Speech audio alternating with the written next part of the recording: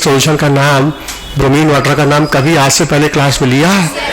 कहाँ लिया? हाथ उठा के बोलो, हाथ उठा के बोलो। तुम नहीं, तुम आगे से बोलो।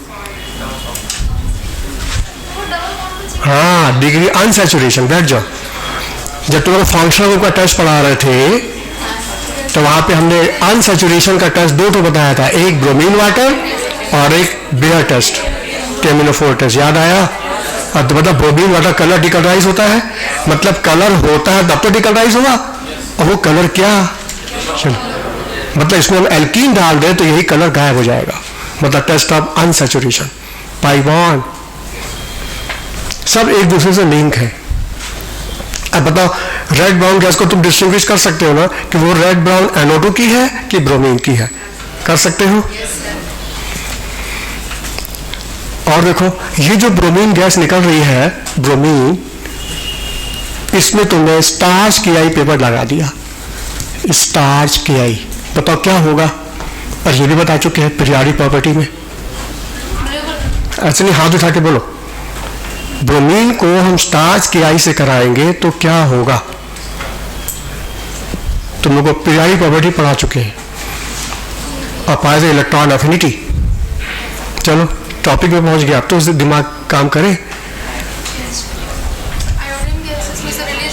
क्यों रिलीज होगी? क्यों रिलीज होगी आयोडीन? इसमें से आयोडीन गैस क्यों रिलीज होगी बताओ? तुमने बोला रिलीज होगी, क्यों रिलीज होगी बोलो, इसका भी कारण बताओ।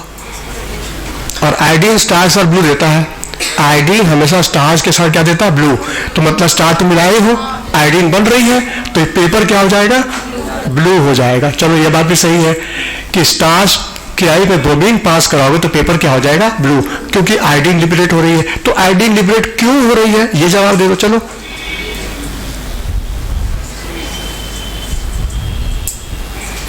बता चुके हैं। KI Br2 को रिड्यूस कर देगा, जिसकी वजह से KI Br2 को रिड्यूस कर देगा। क्यों करेगा? तो उसकी इलेक्ट्रोनेगेटिविटी ज्यादा है ना, मतलब कि जैसे रिड्यूसिंग पावर आयोडीन की ज्यादा होती है, जिसकी वजह से वो Br2 को रिड्यूस कर देगा। लेकिन हमने ऐसे बताया था। ये तुम अपनी सेल्फ स्टडी की बात बोल रही हो, लेकिन मेरी आवाज सुनाओ, हमने क्या बोला था वहां पर? मेरा हिसाब वापस करो जो हमने दिया है। वो गैस वो जो ब्रोमीन होगा वो KI के साथ को रिड्यूस कर देगा। क्यों? क्योंकि उसके KI को रिड्यूस करेगा? एक मिनट, रिड्यूस करेगा तो जब रिड्यूस करेगा तो इसका ऑक्सीडेशन नंबर क्या घटेगा, जबकि ये तो बढ़ रहा है। ऑक्सीडाइज। क्यों करेगा ऑक्सीडाइज? क्योंकि जैसे हम लोग पीछे आते हैं ग्रुप में तो आप बताते हैं ऑक्सीडेशन पावर जो होगा वो कम हो जाती है। क्लोरीन की सबसे ब्रोमीन सब जीरो पे है तो ऑक्सीडाइज मतलब ऑक्सीडाइजिंग पावर रिड्यूसिंग पावर दोनों है। आयोडीन गलत, नहीं नहीं, रिड्यूसिंग पावर ज्यादा है। बैठो। तुम लोग पीरियोडिक प्रॉपर्टी रिवाइज नहीं कर रहे हो। हमने ये कहा था कि रिएक्टिविटी सीरीज में जो एलिमेंट ज्यादा रिएक्टिव होता है वो कम रिएक्टिव को डिस्प्लेस कर देता है। ठीक है? हेलोजन में सबसे ज्यादा रिएक्टिव कौन होता है पता है? हेलोजन में सबसे ज्यादा रिएक्टिव कौन होता है? फ्लोरीन के बाद फिर आयोडीन। तो जो ज्यादा रिएक्टिव होगा वो कम रिएक्टिव को डिस्प्लेस कर देगा। फ्लोरीन की रिएक्टिविटी इन सबसे ज्यादा है, तो फ्लोरीन क्या करेगा? KCl का सॉल्ट हो, चाहे KBr का सॉल्ट हो, चाहे KI का सॉल्ट हो, सबको भगा देगा। लेकिन क्लोरीन जो है KBr और KI से ब्रोमीन आयोडीन को डिस्प्लेस करेगा। अब ब्रोमीन KI से आयोडीन को डिस्प्लेस करे और आयोडीन किसी को डिस्प्लेस नहीं करेगा। तो जो हेलोजन ज्यादा रिएक्टिव होता है वो कम रिएक्टिव हेलोजन को सॉल्यूशन से भगा देता है। क्यों? क्योंकि इसकी ऑक्सीडाइजिंग पावर सबसे ज्यादा है। फ्लोरीन सबसे ज्यादा ऑक्सीडाइजिंग पावर होने की वजह से इन तीनों को भगा देगा सॉल्यूशन में से, और क्लोरीन इन दोनों को भगाएगा, और ब्रोमीन केवल इसको भगाएगा। और फिर हमने रिएक्शन भी कॉपी में लिखा है कि यदि KBr का सॉल्यूशन है, इसमें तुम क्लोरीन गैस पास कराओ तो क्या होगा? क्योंकि क्लोरीन की रिएक्टिविटी ब्रोमीन से ज्यादा है, तो क्लोरीन क्या करेगा? KBr से ब्रोमीन को डिस्प्लेस कर देगा। अच्छा मतलब KI का सॉल्ट है तब तो क्लोरीन KI से आयोडीन को डिस्प्लेस कर देगा। हाँ, लेकिन KCl का सॉल्ट है तो उसमें आयोडीन पास करा दो तो नहीं बताए थे, कॉपी खोल के देख लो। इलेक्ट्रॉन एफिनिटी का एप्लीकेशन। लगता है ऐसे बैठे जो पढ़ाया ही ना हो। याद आ रहा है कि नहीं, कि ये भी नहीं याद आ रहा है? तो जो हेलोजन ज्यादा रिएक्टिव है वो कम रिएक्टिव वाले को डिस्प्लेस करेगा। बताओ, यहां ध्यान से देखो, हमने क्या बोला अभी क्वेश्चन, कि क्या केवीआर में हम क्लोरीन पार्ट कहाँ गए, मेरा क्वेश्चन कहाँ गया? हाँ, ब्रोमीन को स्टार्च किया में तो आज करेंगे तो क्या होगा पता? ब्रोमीन की रिएक्टिविटी आयोडीन से, ब्रोमीन की रिएक्टिविटी आयोडीन से ज्यादा है, तो ब्रोमीन क्या करेगा, Ki से आयोडीन को डिस्प्लेस कर देगा। तो यहां देखो -1 से क्या हो गया, 0, मतलब ऑक्सीडेशन पर बढ़ गया। तो ये ऑक्सीडाइज किसने किया? ब्रोमीन ने। क्यों? क्योंकि ब्रोमीन की ऑक्सीडाइजिंग पावर आयोडीन से ज्यादा है। इलेक्ट्रॉन एफिनिटी, जिसकी इलेक्ट्रॉन एफिनिटी ज्यादा उसकी ऑक्सीडाइजिंग पावर ज्यादा। याद आया? नहीं याद आया? घर जाके कॉपी पढ़ के देखना, इलेक्ट्रॉन एफिनिटी का एप्लीकेशन। तो कुल मिला के ब्रोमीन स्टार्च की आई पेपर को क्या कर देगा, ब्लू, क्योंकि आयोडीन स्टार्च पेपर को ब्लू करता है। आयोडीन स्टार्च जहां मिलेंगे पेपर ब्लू होगा, लेकिन आयोडीन आएगा कहां से, Ki से, और उसको निकालेगा कौन बाहर, ब्रोमीन। बिल्कुल, bromine turn starch Ki paper to blue.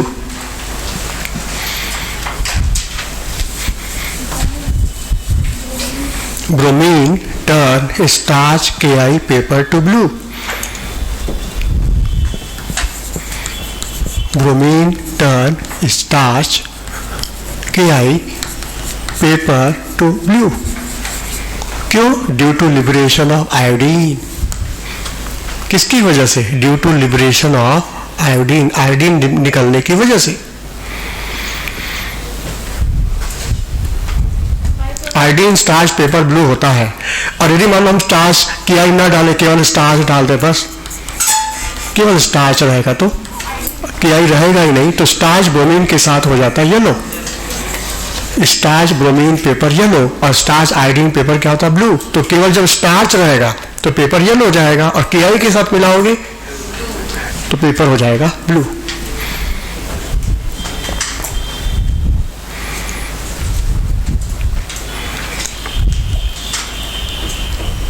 तो क्वेश्चन एग्जाम में आएगा, स्टार्च Ki टेस्ट कौन दे सकता है? स्टार्च Ki टेस्ट कौन दे सकता है? पहला फ्लोरीन दे सकता है, क्लोरीन दे सकता है, ब्रोमीन दे सकता है, कि तीनों दे सकते हैं? जनाब, तीनों दे सकते हैं, क्योंकि तीनों की ऑक्सीडाइजिंग पावर आयोडीन से ज्यादा है, और तीनों Ki से आयोडीन को भगा देंगे, और जैसे आयोडीन बाहर आएगा स्टार्च पेपर ब्लू हो जाएगा।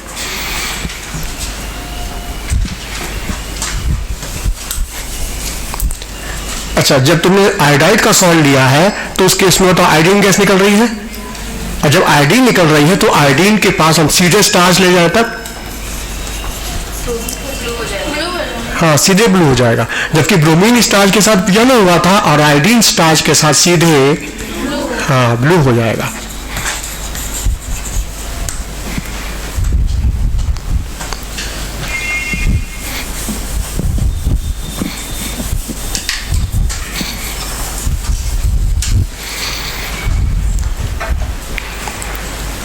सामने देखो, चूंकि HI की यूजिंग पावर सबसे ज्यादा है, HI की रिड्यूसिंग पावर सबसे ज्यादा है, तो क्वेश्चन मन में आएगा कि जब HI ज्यादा रिड्यूसिंग एजेंट है तो वो सल्फर को ज्यादा रिड्यूस करे ना। देखिए यहाँ +6 से सल्फर कहाँ चला गया, +4 हुआ, तो चेंज कितने का आया, 2 का। ठीक है, तो जब इसकी रिड्यूसिंग पावर ज्यादा है, सबसे ज्यादा जो सारे हाइड्रो एसिड में जितने भी हेलोजन के हैं उनमें HI रिड्यूसिंग पावर सबसे ज्यादा है, तो ये सल्फर को ज्यादा रिड्यूस करे। +6 से +4 में क्यों और नीचे ले जाए, +4 के बाद क्या आता है +2, और नीचे जाओ 0, और नीचे जाओ -2। सल्फर का रेंज है -2 से +6 का रेंज है, तो जब -2 से +6 का रेंज है तो ये +4 पे आके क्यों अटक गया, जब रिड्यूसिंग पावर ज्यादा थी तो ज्यादा रिडक्शन करना था। जवाब कि तुमने सॉल्ट कम डाला है तो HI भी कम बनेगा, तो रिडक्शन भी कम होगा। मान लो तुम यहाँ सॉल्ट की मात्रा बढ़ा दो, 6 मोल सोडियम आयोडाइड डाल दो, तो बताओ HI भी यहाँ 6 मोल बन जाएगा। ठीक है, जब तुम 6 मोल NaI डालोगे, सोडियम आयोडाइड अमाउंट बढ़ाओगे, तो उस केस में HI की मात्रा भी बताओ यहाँ 6 हो जाएगी, और जब 6 मोल HI हो जाएगा तो उस केस में सल्फ्यूरिक एसिड को ज्यादा रिड्यूस करेगा, तो यहाँ चेंज भी 6 का आ जाएगा। हाँ बताओ, +4 से +6 से +4 2 का चेंज है, तुमने 2 मोल यूज किया। जब 6 मोल यूज करोगे तो 6 का चेंज आएगा, और उस केस में आयोडीन तो बनेगी, ये सल्फर की येलो व्हाइट टर्बिडिटी आ जाएगी, मतलब 0 पे आ जाएगा सल्फर। और फ्री सल्फर की पहचान येलो व्हाइट टर्बिडिटी भी दिखाई देगी। और यदि मान लो तुम यहां सोडियम आयोडाइड का 8 मोल यूज करोगे, 8 मोल, तो बताओ HIV कितना बन जाएगा, 8 मोल। तो ऐसे केस में ये रिड्यूस 8 का चेंज कर देगा, और जब 8 का चेंज करेगा तो ये +6 से घट के -2 में आ जाएगा। तो उस केस में आयोडीन तो बनेगी, व्हाइट वेपर तो आएगी, साथ में H2S की रॉटन एग स्मेल भी आएगी। कहने का मतलब HI की यूजिंग पावर ज्यादा होने की वजह से यदि HI का हम रिएक्शन करा रहे हैं यहां पर, तो आयोडीन तो बनेगी, साथ में सल्फर की बर्निंग स्मेल भी आ सकती है, सल्फर की येलो व्हाइट टर्बिडिटी भी आ सकती है, और H2S स्मेल ऑफ रॉटन एग भी आ सकता है। डिपेंड करता है तुमने कितना अमाउंट मिलाया। क्या ये चीज HBr के साथ हो सकता है? नहीं हो सकता, क्योंकि उसकी यूजिंग पावर कम है। नोट कर लो, लिखो iodide salt when react with sulphuric acid, iodide salt when react with concentrate sulphuric acid, iodide salt when react with concentrated sulfuric acid, then violet vapor of iodine along with violet vapor of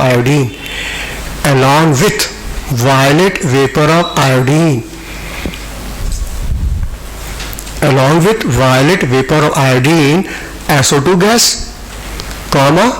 sulfur yellow white turbidity, SO2 gas, sulfur yellow white turbidity, and H2S gas, smell of rotten egg. H2S gas, smell of rotten egg can also be evolved.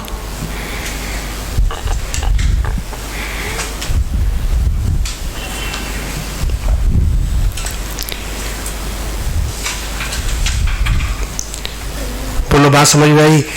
Iodide के salt में यदि तुम sulphuric acid डालोगे तो iodine की white vapour तो आएगी, लेकिन साथ में क्या आएगी? साथ में SO2 भी आ सकती है, सल्फर की येलो व्हाइट टर्बिडिटी भी दिख सकती है, और H2S smell of रॉटन egg H2S भी आ सकता है। ऐसा क्यों हो रहा है? कोई पूछेगा ऐसा क्यों हो रहा है, तो कहना HI की यूजिंग पावर ज्यादा है। और जब पावर ज्यादा है तो जैसे जैसे अमाउंट बढ़ाते जाओगे उसका रिडक्शन भी ज्यादा होता जाएगा। लेकिन HBr के अंदर यूजिंग पावर कम होने की वजह से तुम भले अमाउंट बढ़ा दो, SO2 के अलावा कोई और गैस तुमको नहीं मिलेगी। ये बात वैसी है कि क्लास में स्टूडेंट बैठे हैं, यदि कोई स्टूडेंट एक्टिव है, मेहनती है, और हम उसके साथ लग जाएं तो उसकी मेहनत और बढ़ती चली जाएगी। लेकिन जिसको पढ़ना ही नहीं है तो उसके हम जान भी दे देंगे ना, उसका कुछ पे चेंज होने वाला नहीं है उसके अंदर। तो HBr क्या है? आलसी है, बस केवल डर जबरदस्ती करेंगे तब भी पढ़ने वाला। लेकिन HI खुद पढ़ने वाला है, तो ऐसे केस में जहां मेरी वैल्यू बढ़ती जाएगी उसकी भी अमाउंट बढ़ता जाएगा, क्योंकि HI की यूजिंग पावर ज्यादा है। और HCl बेहाया, जो कि सल्फ्यूरिक एसिड का कोई असर नहीं है, वो एसएच बाहर आ जा रहा है, वो तो रिएक्ट ही नहीं कर रहा सल्फ्यूरिक एसिड से। नहीं समझ में आई बात? क्यों नहीं कर रहा है? क्योंकि उसकी यूजिंग पावर बहुत कम है, और जब कम है तो ये सल्फ्यूरिक एसिड रिएक्ट करेगा नहीं, क्लोरीन गैस मिलेगी नहीं। लेकिन हम चाहते हैं HCl भी क्लोरीन निकाले, ये भी रिएक्ट करे, जबकि उसकी यूजिंग पावर कम है, और कम होने की वजह से सल्फ्यूरिक एसिड से रिएक्ट नहीं कर रहा है, और जब करेगा नहीं तो क्लोरीन गैस बाहर आएगी नहीं। लेकिन हम चाहते हैं HCl भी क्लोरीन निकाले, तो उसके लिए हमको इसकी ऑक्सीडाइजिंग पावर और बढ़ानी पड़ेगी। मतलब इसके साथ किसी ऑक्सीडाइजिंग एजेंट का सपोर्ट लेना होगा। तो जब दोनों मिल जाएंगे तो फिर जब जाके ये ऑक्सीडाइज होगा, अकेले इसके बस की बात नहीं है। तो हम क्या करेंगे, इसके साथ एक एजेंट और मिला देते हैं, वो MnO2, मैग्नीज डाइऑक्साइड। तो MnO2 भी ऑक्सीडाइजिंग, ये भी ऑक्सीडाइजिंग, दोनों मिल जाएंगे तो दोनों मिल के इसको ऑक्सीडाइज करेंगे, तब जाके इसमें से क्लोरीन गैस निकलेगी। नोट करो, देखो, all the halide salt, all the halide salt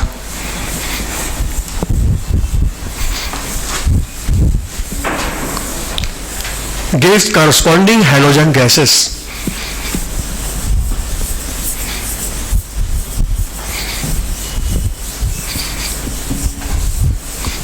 All the halide salt give corresponding halogen gases when treated with concentrate sulfuric acid and manganese dioxide.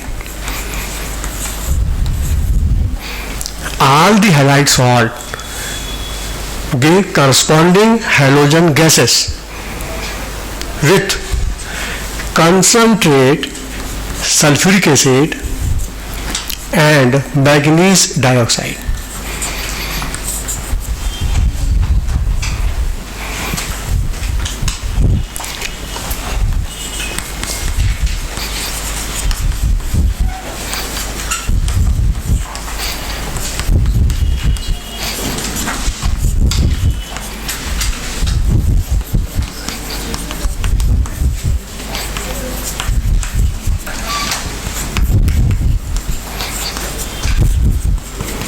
हाँ देखो सामने, जब हम इन दोनों को मिलाए थे तो एसिल तो बना ही था, एसिल तो बना ही था, लेकिन उसके उसी पर कम होने की वजह से उससे रिएक्ट नहीं कर रहा था। तो हमने क्या किया, इसकी ताकत और बढ़ा दी, मतलब सल्फ्यूरिक एसिड के साथ हमने एक और एजेंट मिला दिया MnO2। इसका नेचर भी ऑक्सीडाइजिंग है। क्यों ऑक्सीडाइजिंग एजेंट है? क्योंकि इसमें मैग्नीज का ऑक्सीडेशन नंबर +4 है, जबकि मैग्नीज का स्टेबल ऑक्सीजन स्टेट बताया गया क्लास के अंदर +2 है। तो बताइए अनस्टेबल हुआ, ये स्टेबिलिटी की ओर जाएगा, +4 से +2 की ओर जाएगा, ऑक्सीडेशन नंबर घटेगा, और जब घटता तो क्या बोलते हैं, और जिसका रिडक्शन उसका नेचर। तो MnO2 इज ऑक्सीडाइजिंग, जिसको बोलते हैं पायरोलुसाइड। ये और है पायरो, जहां से MnO2 मिलता है हमको।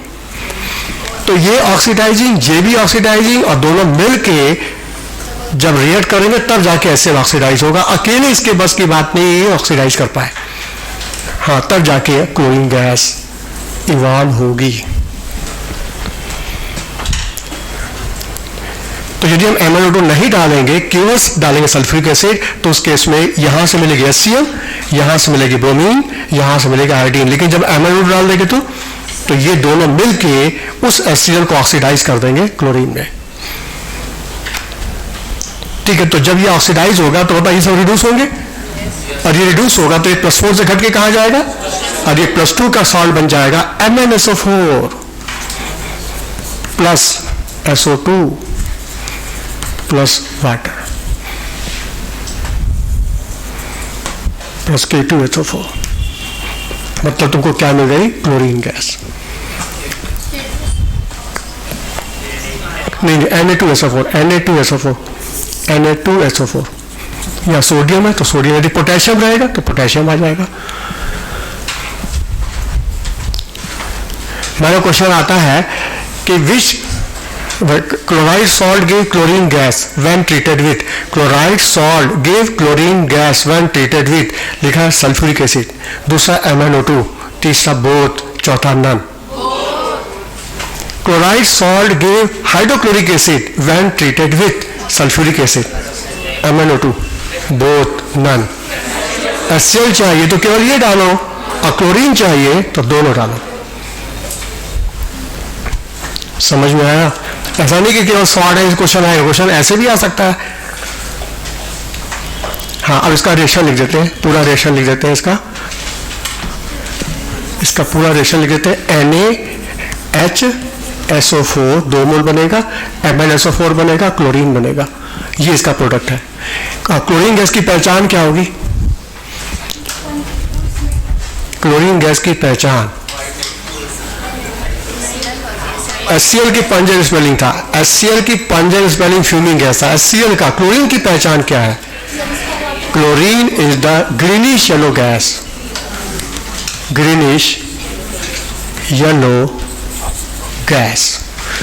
क्लोरीन होता है ग्रीनिश येलो, फ्लोरीन होता है येलो, क्लोरीन होता है ग्रीनिश येलो, ब्रोमीन होता है रेड ब्राउन और आयोडीन होता है वायलेट। ठीक हो गया, इसको भी रखना पड़ेगा क्या?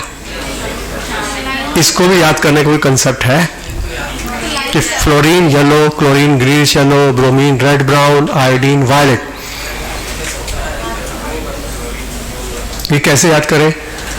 तो देखो सामने VIBGYOR विजिबल रीजन का होता है ना, violet, indigo, blue, green, yellow, orange, red. ठीक, हाँ बताओ, फ्लोरीन, क्लोरीन, ब्रोमीन, आयोडीन। ठीक है, बताओ फ्लोरीन छोटा है ना, क्लोरीन बड़ा होता है, ब्रोमीन और बड़ा, आयोडीन सबसे बड़ा। बोलो होगा कि नहीं? जब हैलोजन के ऊपर लाइट पड़ती है, विजिबल लाइट, तो इसका इलेक्ट्रॉन एक्साइट होकर हाई एनर्जी में जाता है। जहां हैलोजन के ऊपर लाइट पड़ेगी, विजिबल लाइट पड़ेगी, बस लाइट पड़ेगी तभी तो कलर दिखेगा, अंधेरे में तो कलर दिखेगा ही नहीं। तो जहां इसके ऊपर लाइट पड़ेगी तो इसका इलेक्ट्रॉन एक्साइट होके हाई एनर्जी में जाएगा। बोलो क्लियर? तो बताओ, जिसका साइज छोटा रहेगा उसके इलेक्ट्रॉन को एक्साइट करने के लिए एनर्जी ज्यादा चाहिए होगी, क्योंकि न्यूक्लियस से दूरी बताओ कम है। जो बड़ा साइज का हैलोजन रहेगा उसके न्यूक्लियस से इलेक्ट्रॉन की दूरी ज्यादा है, तो उसके इलेक्ट्रॉन को एक्साइट करने के लिए एनर्जी कम चाहिए। इसमें एनर्जी हमको ज्यादा चाहिए क्योंकि इसका साइज छोटा है, वैलेंस शेल और न्यूक्लियस के बीच की दूरी कम है। इसमें साइज बड़ा होने से इसके वैलेंस शेल और न्यूक्लियस के बीच की दूरी ज्यादा, तो इस इलेक्ट्रॉन को एक्साइट करने के लिए एनर्जी कम चाहिए। इसमें एनर्जी ज्यादा चाहिए, इसमें एनर्जी ज्यादा, इसमें एनर्जी कम। बताओ E = टू क्या होता है? Hc/λ। इसमें एनर्जी क्या चाहिए? ज्यादा, तो एनर्जी ज्यादा, वेवलेंथ कम हो जाएगी, मतलब कम वेवलेंथ ऑब्जॉर्व करेगा। बोलो, एब्जॉर्व करेगा कम वेवलेंथ और ट्रांसमिट करेगा हाई वेवलेंथ। और ये एब्जॉर्व करेगा, इसकी एनर्जी कम वेवलेंथ, तो ये एब्जॉर्व करेगा हाई वेवलेंथ और ट्रांसमिट करेगा। बताओ, हम ऑब्जर्व क्या करते हैं? ट्रांसमिटेड की absorb light? Transmitted light absorb करते हैं। ठीक है, ये बताओ, इसकी वेवलेंथ कम है ना, इसकी वेवलेंथ, तो बताओ आयोडीन एनर्जी कम, वेवलेंथ ज्यादा, तो हाई वेवलेंथ ऑब्जॉर्व करेगा, मतलब ये ऑब्जॉर्व इस रीजन का करेगा और दिखाएगा हमको इस रीजन का। बोलो, तो इस आयोडीन क्या हो गया? वायलेट। उसके ऊपर चलो, आयोडीन वायलेट के बाद क्या हो जाएगा? Violet, indigo, blue, green, yellow. बताइए ये किसका कलर है? ग्रीन, ये इसके फ्लोरीन का कलर ये है। और क्लोरीन का हो गया ग्रीनिश येलो हो गया। अब ब्रोमीन इसमें आ जाएगा रेड ब्राउन और आयोडीन आ गया वायलेट। बोलो, आयोडीन का हो गया वायलेट, फ्लोरीन हो गया येलो, क्लोरीन हो गया ग्रीनिश येलो, और ब्रोमीन इसके बीच में आएगा रेड ब्राउन, और आयोडीन किसमें आ गया? वायलेट। बोलो, बात समझ आएगी नहीं? तो जैसे जैसे हैलोजन का साइज बड़ा होता जाएगा, इलेक्ट्रॉन को एक्साइट करने में एनर्जी कम, वेवलेंथ ज्यादा, मतलब ये एब्जॉर्व करेगा हाई वेवलेंथ का और ट्रांसमिट करेगा, हमको दिखाई देगा ये वायलेट, इंडिगो, ब्लू, ग्रीन। देखो यहाँ कॉम्बिनेशन आ रहा है ना, कलर का कॉम्बिनेशन है ना। एक रफ आइडिया लग गया कि नहीं कि कलर की इंटेंसिटी कैसे वैरी कर रही है? देखो, तो याद रहेगा आयोडीन का कलर वायलेट है।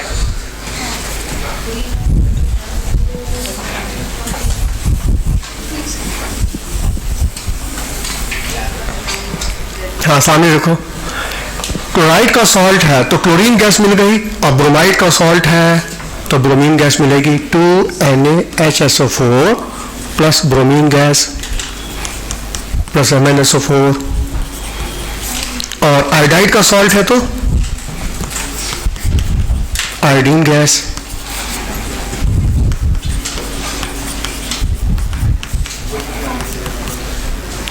ठीक है, क्लोरीन की पहचान ग्रीनिश येलो, ब्रोमीन की पहचान रेड ब्राउन, और आयोडीन की पहचान वायलेट वेपर।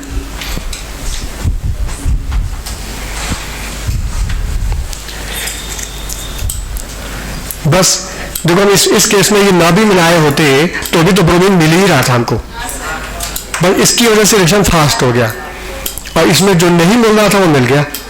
हमको HCl मिल रहा था, यहाँ क्लोरीन मिल गया, इसकी वजह से।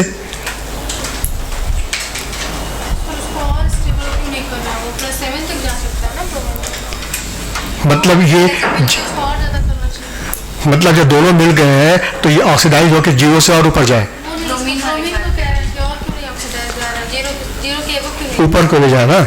मतलब जैसे कि ये 0 से बढ़ करके +5 में जाए, तो ये भी 0 से बढ़ के आयोडीन भी +5 की तरफ जाएगा। देखो अभी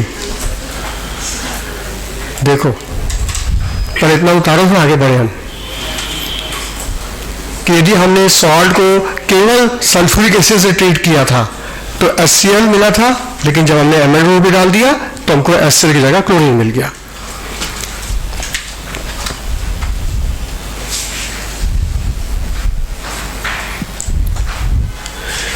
अच्छा, अभी जो क्लोरीन गैस निकल रही है जिसकी पहचान ग्रीनिश येलो बता रहे हैं, इस क्लोरीन गैस को हम स्टार्च KI से ट्रीट कर दें तो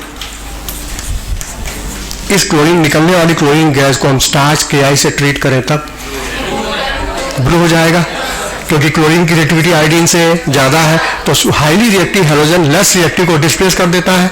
मतलब यहाँ रिएक्शन क्या होगा, 2KCl+I2 बन जाएगा और ये आयोडीन स्टार्च पेपर को ब्लू करेगा। बिल्कुल ब्लू करता भी है, लेकिन ब्लू कलर थोड़ी देर बाद गायब हो जाता है। ब्लू हुआ और फिर गायब हो गया। ब्लू हुआ ये बात तो समझ में आई, आयोडीन निकलने से, फिर गायब क्यों हुआ? क्यों क्यों क्यों क्यों नहीं, MnO तो बात छोड़ो, हम तो इसकी बात कर रहे हैं। ये MnO डाले ही नहीं, हम तो इस रिएक्शन की बात कर रहे हैं। नोट करो, पहले तुम लिख लो, तुमने रिएक्शन को मिला दिया आपस में। बिल्कुल, chlorine turn starch KI paper to blue, chlorine turn starch KI paper to blue due to liberation of iodine. Chlorine turn starch KI paper to blue due to liberation of iodine.